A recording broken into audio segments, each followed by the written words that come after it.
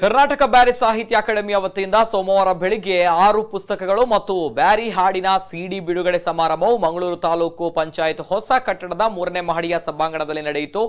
ಫಕ್ರುದ್ದೀನ್ ಇರ್ವೈಲು ಬರೆದ 3 ಮಿನಿ ಕಾದಂಬರಿ, ಅಬ್ದುಲ್ ರಹಮಾನ್ ಕುತ್ತೆತ್ತೂರು ಬರೆದ ಬ್ಯಾರಿ ಪಂಚತಂತ್ರ, ಅನ್ಸರ್ ಕಾಟಿಪಳ್ಳ ಬರೆದ ಅಂಗಲಾಪು, ಶಂಶೀರ್ ಬುಡೋಳಿ ಬರೆದ ಪಿರ್ಸತ್ತೋ ಫಲಕ, ಹಾರೂನ್ ರಶೀದ್ ಆರ್ಕುಳ ಬರೆದ ಪಾರ್ರೋ ಪಕ್ಕಿ, BA ಸಂಶುದ್ದೀನ್ ಇವರು ಬರೆದ ನೆನಪುಂಜು ಒಟ್ಟು 6 ಪುಸ್ತಕಗಳು ಮತ್ತು ಬ್ಯಾರಿ ಹಾಡಿನ ಕಸವೋ ಸಿಡಿಯನ್ನ ಕರ್ನಾಟಕ ತುಳು ಸಾಹಿತ್ಯ ಅಕಾಡೆಮಿ ಅಧ್ಯಕ್ಷ ದಯಾನಂದ್ ಕತ್ತಲ್ಸಾರ್ ಬಿಡುಗಡೆ ಮಾಡಿ ಮಾತನಾಡಿದರು.